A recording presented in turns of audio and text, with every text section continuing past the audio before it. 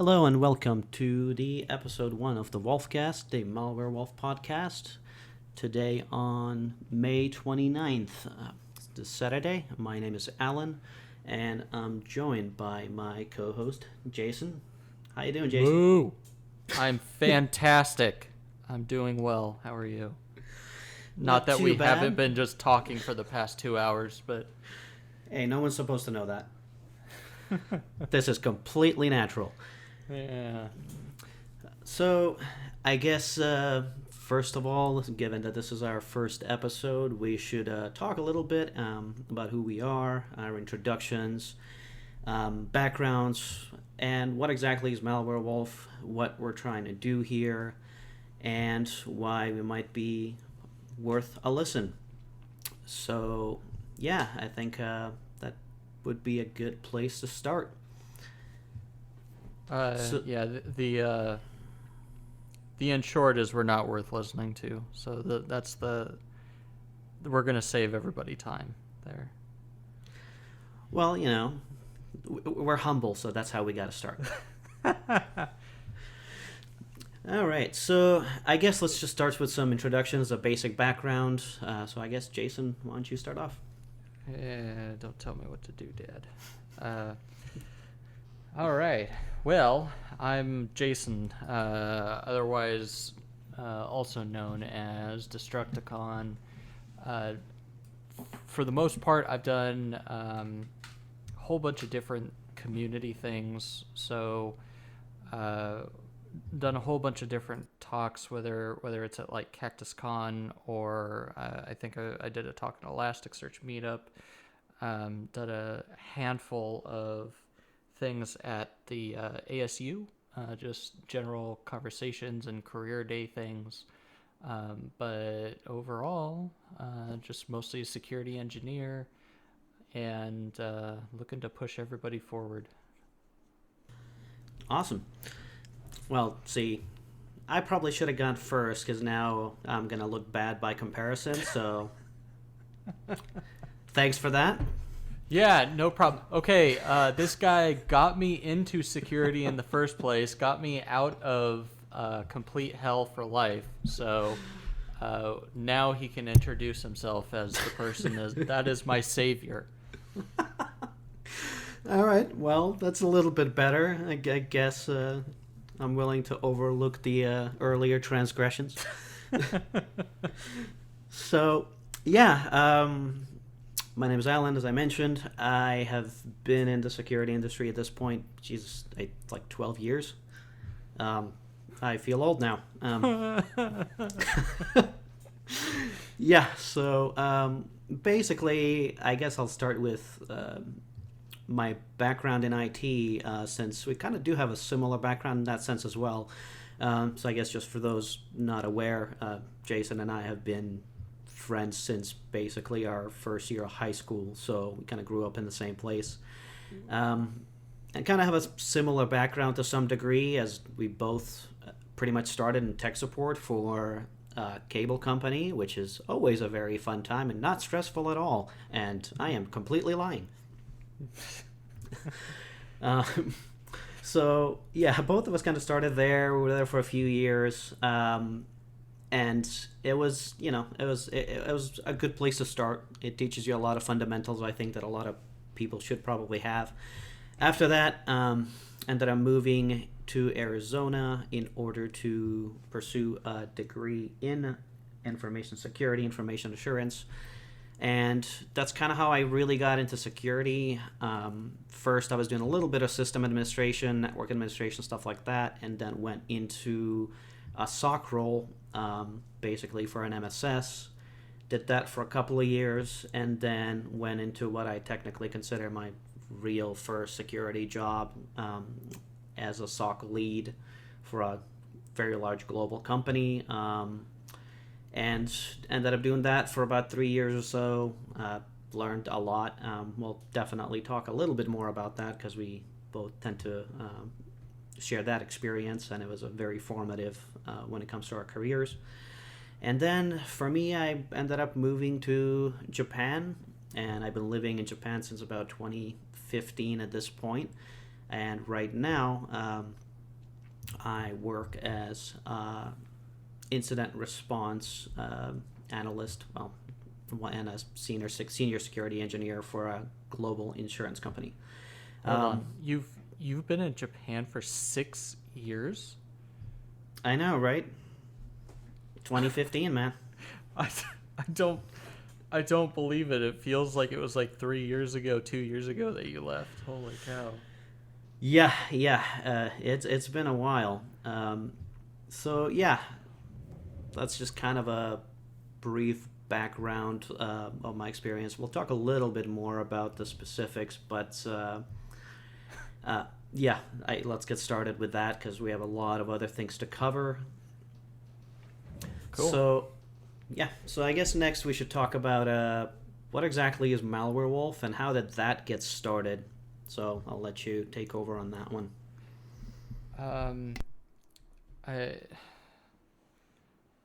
It makes me think of The Critic when Duke creates a preschool, and it's like the preschool's catchphrase was like built on a dare.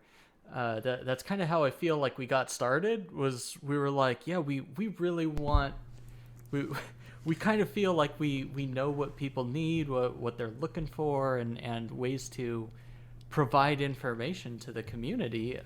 Is there like a website we can create for that? And that's kind of how it spawned, right? Like, just let's build this up and see what we can do with it, right?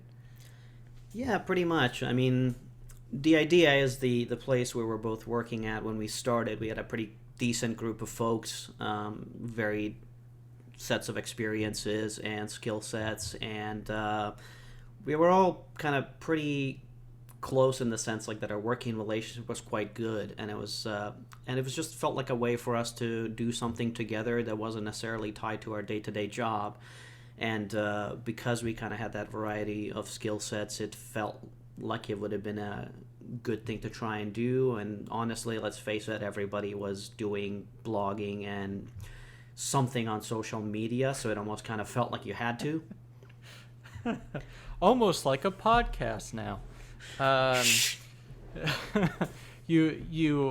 swear to God, I hit LinkedIn yesterday, and I saw 4 more people that are like, "Oh, I'm making a podcast," and I'm like, "Well, I don't want to make the podcast anymore. I don't want to be the popular vote." But no, it's quite frankly, some of the stuff that we see as a problem in insecurity and the things that we've talked about so many times over again is just how difficult it's going to be to go from nothing to I want to be either a junior analyst or go into an entry-level version of a SOC. So really what we're trying to do and trying to move into is figure out ways to provide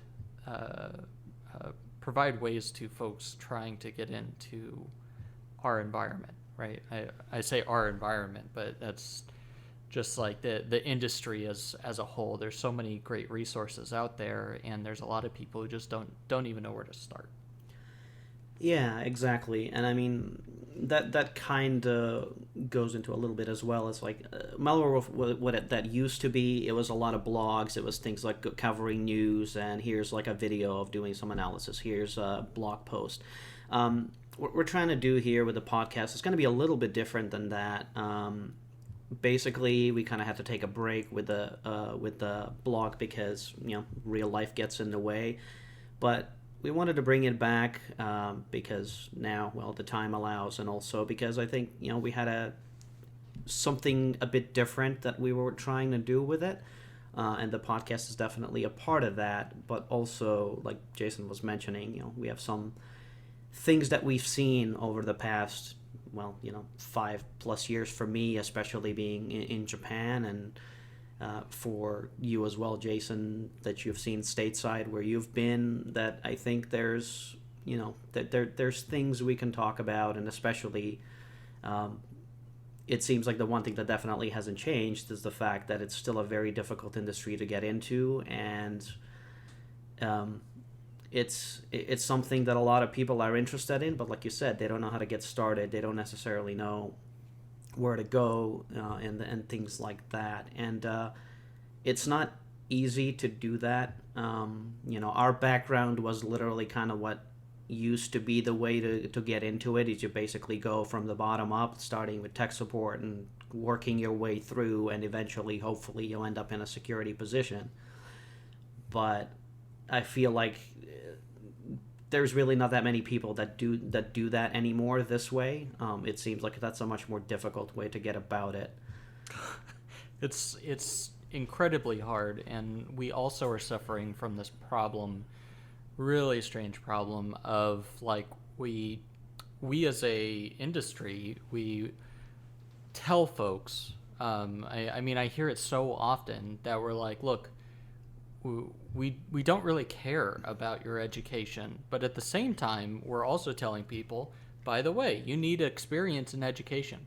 So like we need to figure out how to identify those like hypocritical or the overall concepts there of what we're looking for as an industry, especially from junior analysts, and figuring out, okay, well, it needs to be more focused on understanding, hey, this person has some core understanding, fundamental knowledge of stuff.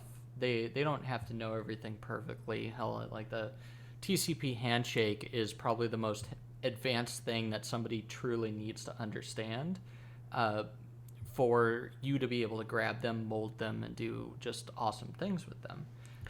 But like some of the conversations that I've had with people, they're asking me questions about some of the stuff that comes into interviews, and I'm just like, what?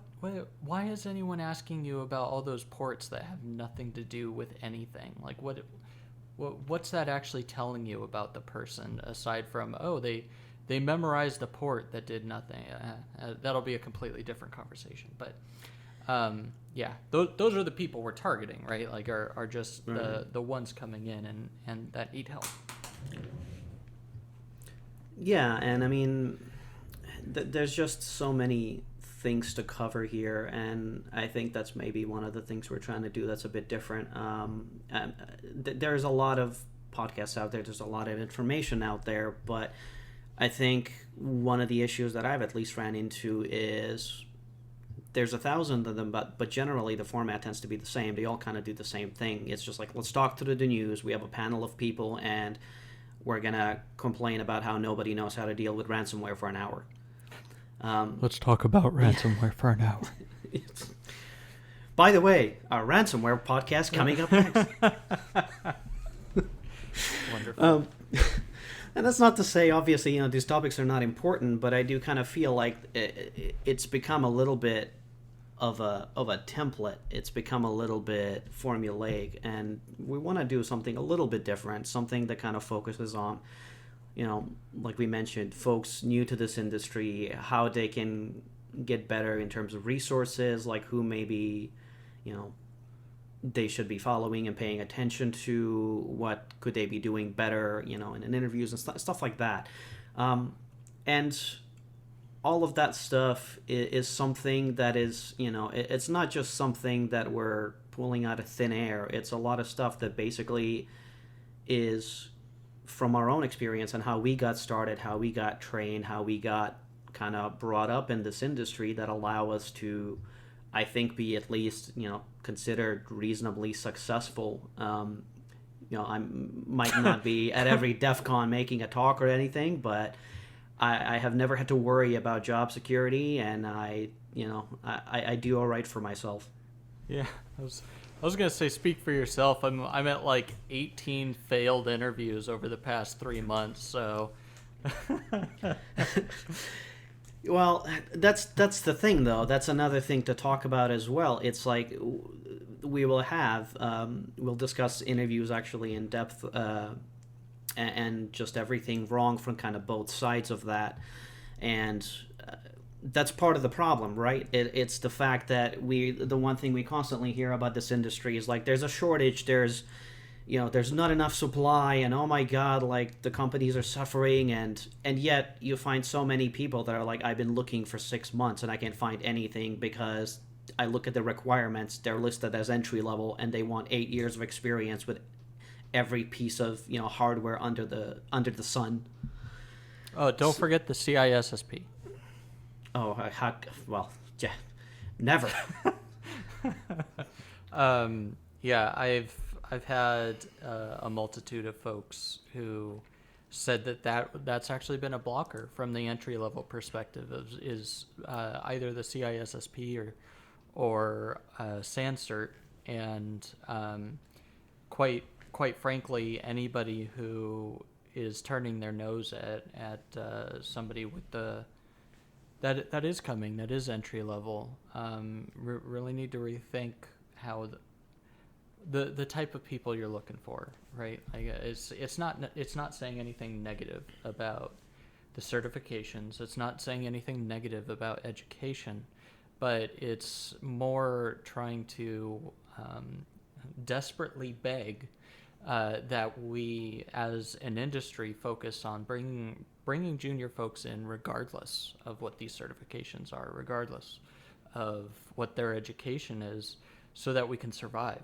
and we can fill those seats. Because if we keep moving in this direction where we're going right now, 5 years from now, if not even sooner, we're going to be in situations where there's not going to be any more junior people.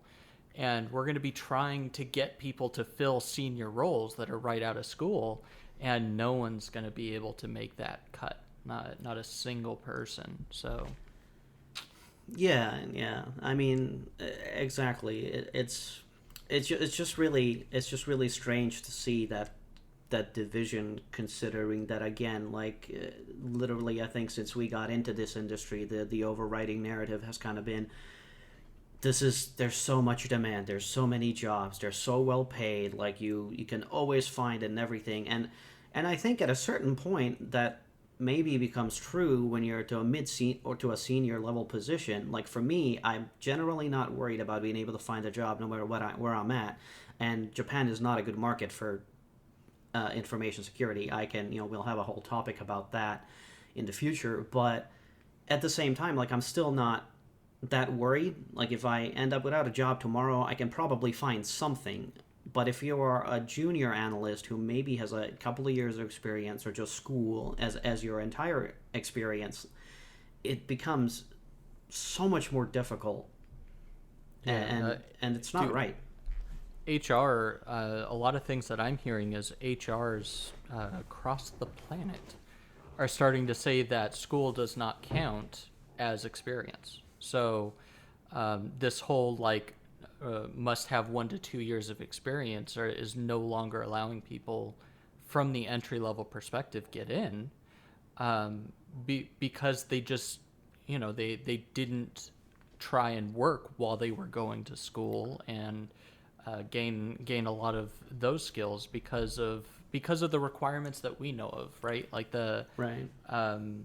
being in customer service, as an example. Like people ask me, the kids that were in ASU, kids, the people going to the college in ASU, they were asking me things like, what should I do? And I've literally been telling people, go check out, go see and work for like a fast food restaurant, even if it's for a couple months, like 6 months.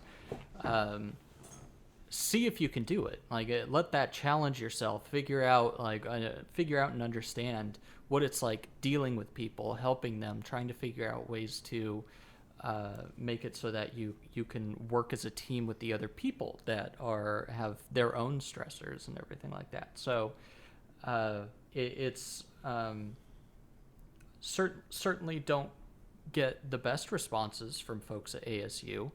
But that tends to be one of the things that I appreciate the most out of at least the careers we've had prior to getting into security, is just having all of that hands-on with customer service type of stuff. That it's a lot easier to work alongside people.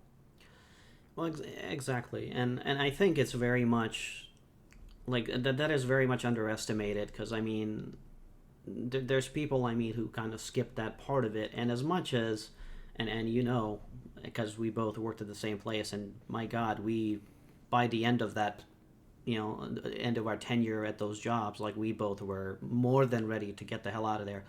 Um, but at the same time, if I look back on that experience, like, and somebody asked me, like, would you do it differently? My answer would be no, because there's some core skills that you're going to get from there and that type of environment that you don't get in school. You don't necessarily get it in, you know, a corporate job, because like it lays that foundation for things like, for example, that I still see to this day that people have difficulty with when I'm doing interviews, is things like just doing basic research, like knowing how to Google, knowing how to do that type of stuff, and doing customer service work, and doing that type of technical support work. You build up that ability to troubleshoot, and also ability to troubleshoot while focusing on the customer service side of things as well, which means you're learning how to deal with stress, which if you are looking to do incident response, you absolutely have to know how to do that. Otherwise, you're going to burn out in the span of 6 months and, you know, go hike around Europe with nothing but a backpack, you know, for like 2 years. So I really cannot put enough emphasis on how important that is, and those skills, and they do really transfer, and maybe it doesn't seem like it, but it really goes a long way. So I think asking people to put themselves in those situations, even if it's for, you know, it doesn't have to be what was it for us, like 6 years total between all of our customer service jobs. Yeah. But yeah, do something, like expose yourself to that environment. It'll give you an appreciation, for one thing, for how to deal with, you know, escalated situations, how to deal with people who are maybe not super happy to talk to you all the time. And you know what? When it comes to dealing with incidents, the people you're generally going to talk to, even internal to your company, they're probably not going to be very happy that an incident's going down. Yeah, I certainly get there too. But it's yeah, it's something that we'll dive pretty deep into once we get there. So let's move into what we're gonna do with the podcast, and kind of go over that framework again. Sure. Yeah, so makes me think of WoW. Anyway, everything makes me think of WoW. But all right, so general format flow. Personally, I've only probably listened to a handful of total podcasts when it comes to cybersecurity. Usually, it has something to do with some of our coworkers that are now. They're kind of badasses now, and are getting pretty popular. So, from that perspective of things, we are trying to just pick out what we see as pretty common, and then make it something new, make it something different. The one of the things that I really believe in for everything is finding out like how something works. As an example, these podcasts, figuring out what I want out of it, and then making it even better. Like that's just kind of like a Blizzard. That's some of like the Blizzard methodology of game development that kind of moved into everything in my life. So our overall format and flow it might change as far as the order that these are coming in from, but we're going to start with just quick news, like, hey, these things are bad. Here's maybe some links, maybe some information about them, But we want to keep it a pretty low amount of time. So maybe like a couple minutes, somewhere around 5 minutes of And like, here's some points. yeah, and when it comes to news, I mean, there isn't really much value in just saying like, okay, here's a bunch of headlines that have something to do with security news for the week. Like you can get that on your own. There's plenty of places you can get that. There's no shortage of websites that do exactly that. So what we would like to hopefully do is take things that we find particularly interesting or newsworthy or something that at least can have a little bit of a discussion about, and do that. But yeah, it's not about giving you, just a complete rundown of, okay, here's all the headlines for the week and things like that. Yeah. And then, of course, we'll talk about ransomware. Well, every week, yeah. Yeah, just, oh man, don't give me ideas. We can have like little, oh man, we should have like a Pee-wee word of the day for cybersecurity. Yeah, okay. We can work on that. Sure. Okay, so next thing is the topics. We plan to have a situation for every single one of our podcasts where we have an actual core topic. That core topic is probably going to be the thing that we spend the most time talking about. Hopefully it'll be more of like that 30-minute to 45-minute chunk of time where we are really deep diving and providing perspective. The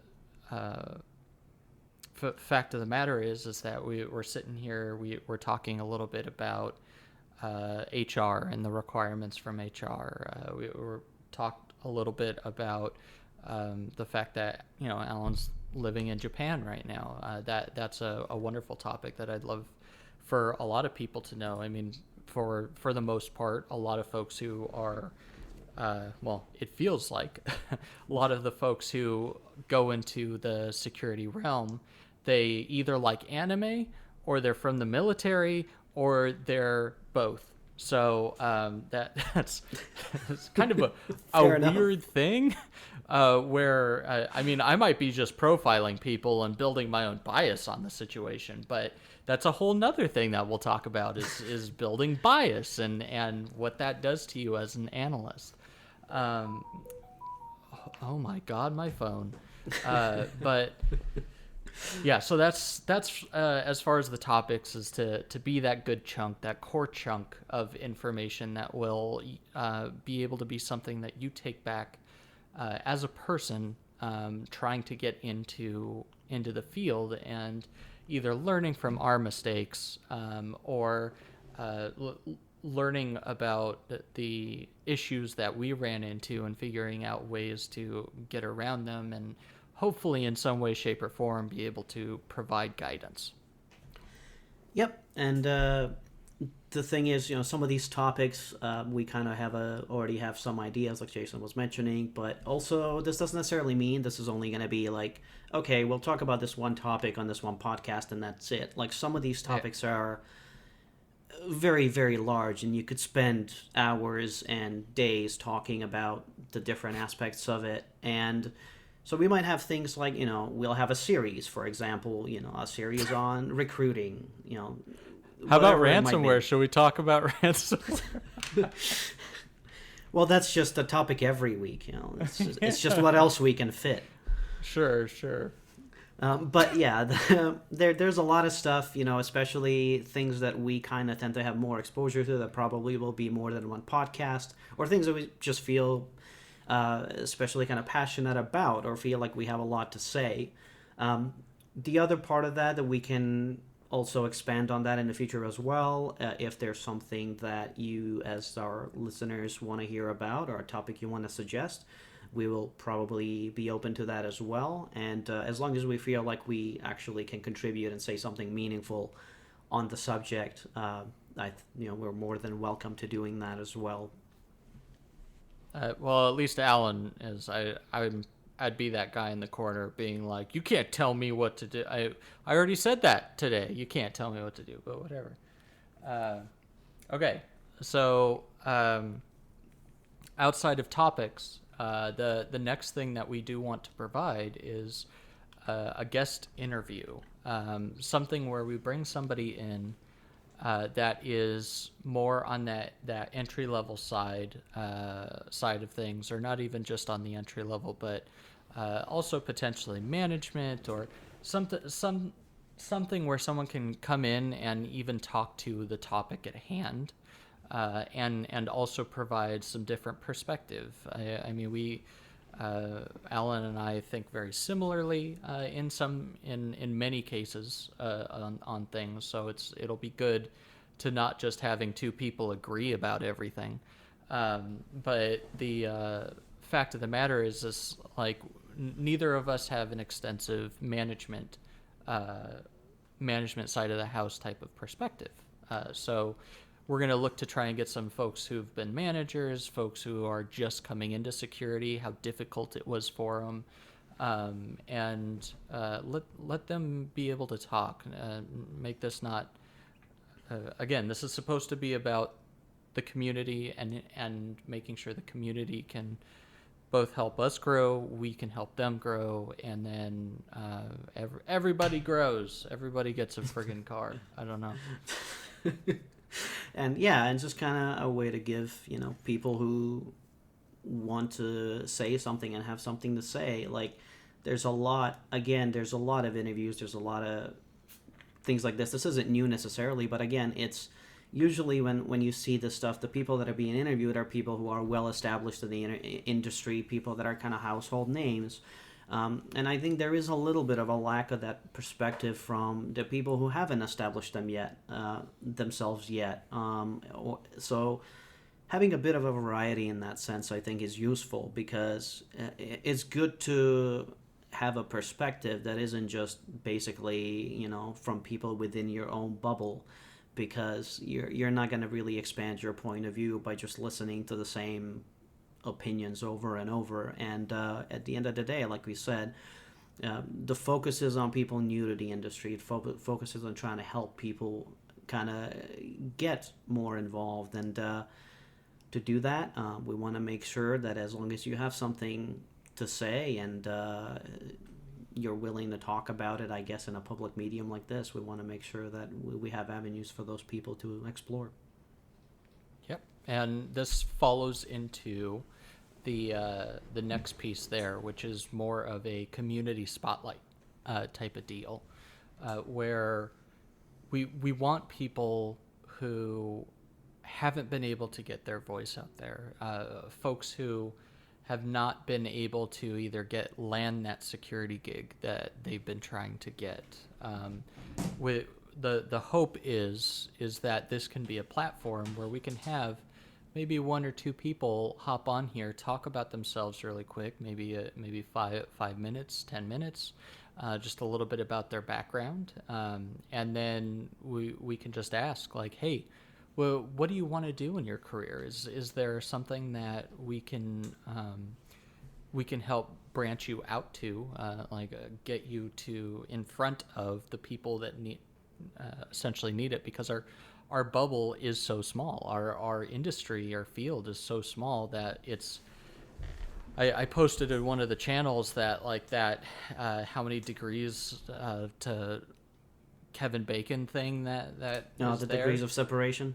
No. Yeah, so the degrees of separation, just like in our community for CactusCon, you only have like a couple degrees of separation from everybody. Like it's hard to meet anyone at CactusCon that I don't know somebody else that is either like best friends with that person or knows them in some way, shape, or form. And like all we need to do is bring that in a little bit more to where the the quote unquote entry level folks or the folks who haven't just been able to get in front of the right people, they just need that voice. They just need that platform to be able to say, like, this is what I'm looking to do. This is what I'm hoping to get, and be able to jump in there. Now, the one thing that I'll say as a caveat is anybody who comes on here and just immediately starts saying, like, I want $140,000 a year and do blah, blah, blah, blah, blah. We're probably going to cut you off pretty quick. But Yeah. Yep, yeah. I mean, one of my favorite sayings is, "It's nice to want things." I want a lot of stuff, but got to work up to that. But yeah, and the thing I guess to add to that is, you're probably wondering like, well, like why you should maybe even listen to us when it comes to this type of stuff. But the thing is that I want to say to that is we actually do have examples of several people that we have gotten into the industry who were pretty much starting off in a completely unrelated field. Well, in my case, I guess Jason's the first person that happened to. There you go. But yeah, I mean, I got him in the industry, and then he got a few other people in the industry. I got some of my friends here in the industry. I had people here who I had recruiters here that I've spoken to about security who then went and quit being a recruiter to go and try and get into security.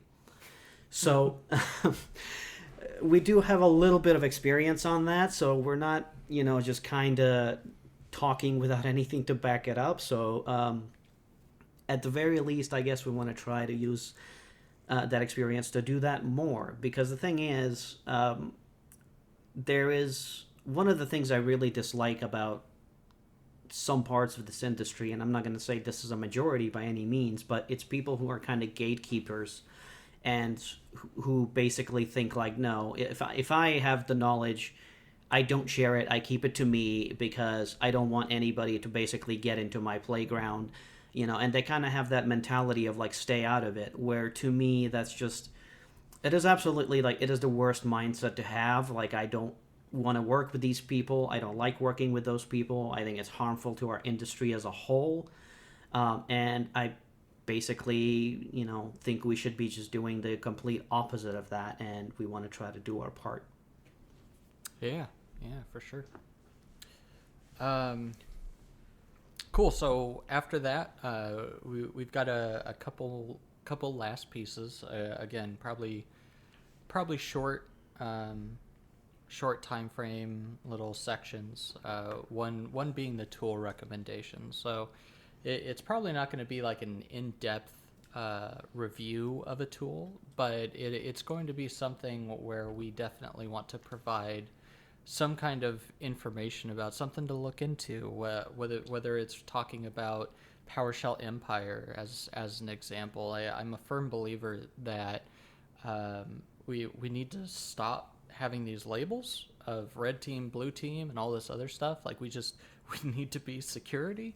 But some folks really like their labels. So because of that, though, like I feel like in most cases, as you're moving into the security field as we see it and as we know it, it's usually going to be on the blue team side. Most of the red team in this case is or trying to find an entry spot for a red team tends to be pretty lacking and very, very difficult to jump on and get into, because it's just the nature of the beast. Most of those folks move into consulting and they become super successful that way instead of working for like a major company. But from that perspective, we just want to make sure that we're providing that information so that you can.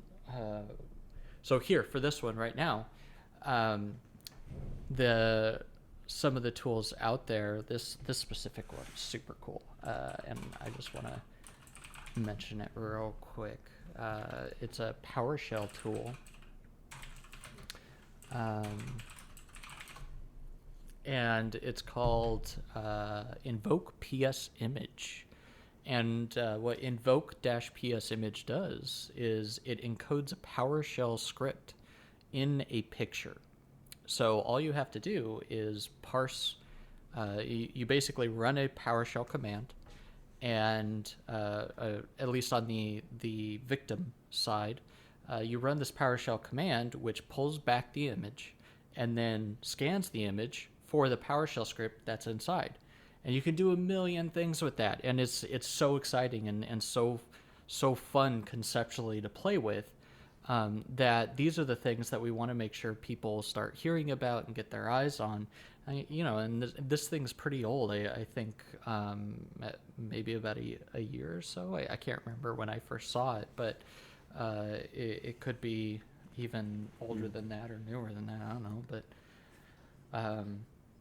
the goal is to provide some of this information, let you know what the tool is, kind of what it does, and then our hope is, if anybody's ever got time, we might be able to throw a little example together, like a help.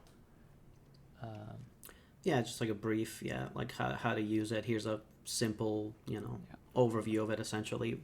Yeah, exactly. And the thing is, there's a couple of reasons to do this. Obviously, I'm sure ability to find different tools and stuff like that. There's a billion of them out there. But the thing is, because there's so many, I think it's hard to also figure out, like, well, what is actually worth my time? And also, it's hard to find it, because when there's so many, like, where do you start? The other part of that, at least from my perspective, is, like, a lot of the people I interview, and when I talk to them about what tools they're using, like, they have one tool for the very specific thing they're doing because that's what they've been told to do. Like, and my question is always, well, what if I take that away from you? What do you do then? And a lot of the times what follows is silence. So what we'd like to do, hopefully here as well, is say, okay, here's a task you're trying to do. Here's a tool that helps you do that, but you're going to have a number of them. You're going to have ones for different situations with different features, stuff like that. And just bring attention to any of these that might be useful. Especially, I think this will be good for situations where you are actually an analyst, you have an analysis machine. You don't want to be over-reliant on any one tool. You're going to have a bunch of tools that are very specific use cases, but the thing is, you want to, in that specific use case, when it comes up, you want to have something, and it's going to be, a lifesaver, basically. So we want to just make sure that we're basically making sure people are getting exposed to these tools, and we're also going to try to keep a list as well, with some basic data about it on our website, and we'll get to that a little bit later. So that's kind of roughly what I see that being. And then eventually, if you want to do something a little bit more in depth, we can figure out how to do that. But it's meant to be just a quick shout out, like, hey, this thing is really cool, here's what it does, like a quick few minute pitch, and why maybe you should care and play around and give it a look. So our last, and then the last little category, last little piece, is going to be any kind of like mailbag, anything that comes in of people sending us messages, or maybe someone sending us tweets, and just kind of answering those, figuring out what you folks are looking for, what you're most worried about. And I swear to God, if any of them say ransomware, I'm gonna go crazy. But I know they're all gonna say ransomware. I was about to say, you basically just made sure that the first piece of mail we ever get's gonna be like, well, what about ransomware? Gosh, I'm waiting for just the fact that we are just gonna have like the most advanced adversary we've ever encountered sending us all the craziest ransomware just because of how many times we say ransomware. Maybe it's like saying Bloody Mary in the mirror. Just say ransomware 3 times. All of a sudden, every Russian APT group sends you ransomware. Gosh. Yep, exactly. Cool. So, yeah, just to give a little bit of a rundown, I guess. So basically the sections in order, however, this is subject to change, disclaimer, news, topic of the week, guest interviews, shout out to the community, tool recommendations, and then mail and listener questions. And as I mentioned, obviously, the format is probably going to change if we think we want to add something. If you guys have some suggestions for what you would like to hear about, that could be a different segment. We're just getting started. So yeah, it's going to change. It's going to evolve, but this is kind of at the moment, the topics that we wanted to make sure we hit. Yeah. We're brand new to this. So we've streamed some video games for all you new cats who do this generational thing of streaming stuff. But the Damn ability kids and to their Twitches. Yeah, and your Twitches and Instagrams and the follow me's or whatever. But this is probably going to be a little bit of growing pains, but that's pretty much everything. And production, not going to be the absolute best here, but we are going to do everything we can to learn, and that's what we hope to do, is learn with the community instead of just being here talking to each other forever. Yep, and yeah, obviously, since this is new, like, we're having to figure out this whole podcasting thing, and just as a background, none of us have podcast production experience, so we're really just starting out. Like, I listen to a lot of podcasts, but that doesn't mean you know how to produce it, and so it is new. It is going to be a process. There's going to be some probably audio issues, some audio quality things we need to figure out. We get it. We know. We're going to work on it. And, on that front, we're also willing to take, feedback on that as well. Like, if you guys have some tips on what we should be checking out to make sure that our production quality is better, etc., we're welcome to that as well. But, yeah, for the time being, this is kind of what it is, but it will get better over time. And one thing we don't want to do is, like, I don't want this to be extremely overproduced and kind of feel soulless and overdone, because at the end of the day, there's going to be random dog barkings for sure. Like at least a handful of times throughout each podcast, you're just going to be like, woo, woo, woo, woo, woo. No, that's extra. I have to pay for that. Oh, that's right.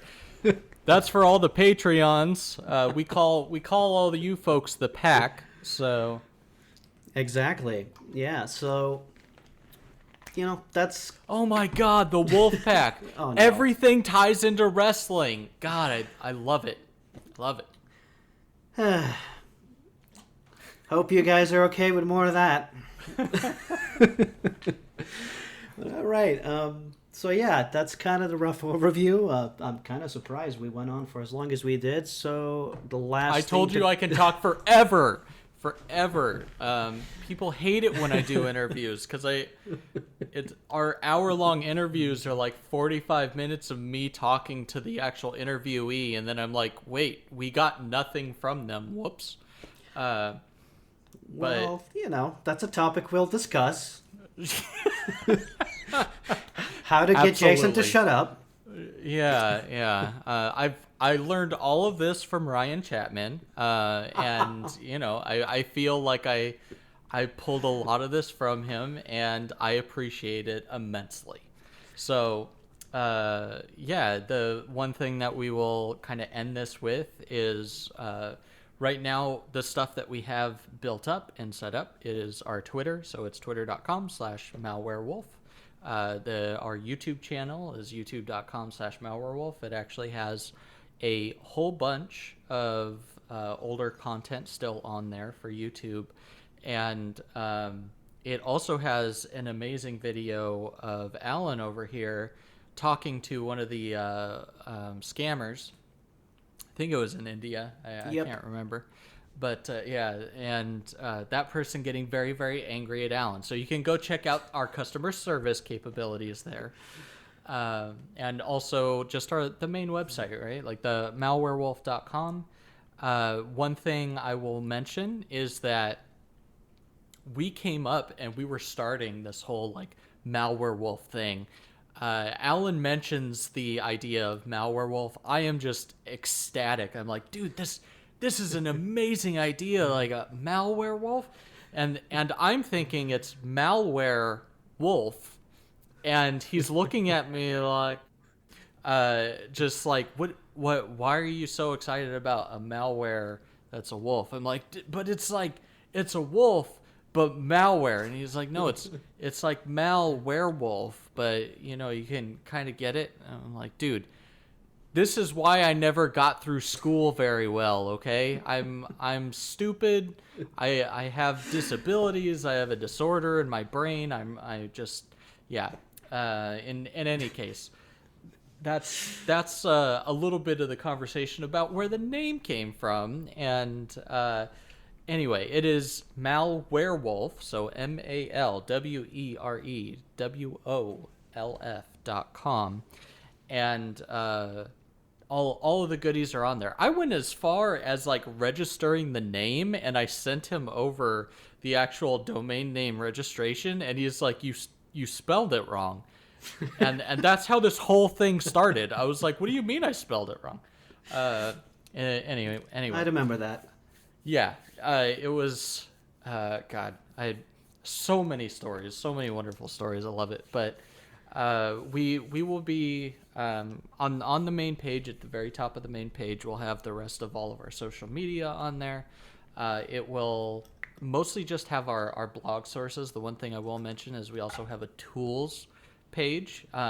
It doesn't just have a picture of me, but the fact of the matter is it's going to have I really just hope to make it like a central point of hey, I'm looking for tools that do blah, and then in that search, it's got an actual like search functionality on that.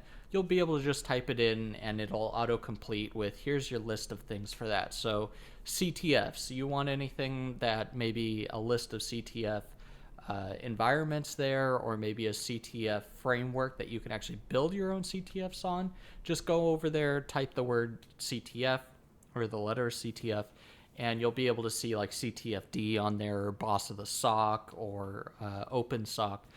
Just wonderful platforms and wonderful things that already exist. So that's what we want to do with that. Just make it kind of like that central help location for, again, somebody just coming in who is hearing things. And one of the things that we do very, very well as folks in the security industry, it's telling everyone else to go do things for themselves instead of actually being helpful. But from that perspective, we definitely don't want that stigma anymore. We want to get rid of it. And as part of that is just making information available, making it open to just anybody who has access. And that's what we're trying to do. Cool. Well, hope you guys will check out our social media feeds and the website as well. And that's definitely going to grow, and we'll make some announcements there as far as like when the new podcasts are posted and things like that. But with that said, I guess we can consider the first episode of the WolfCast done. So thank you all for listening, and see you all next week. I can't believe you said, with that said. Bye, everybody. Thank you very much.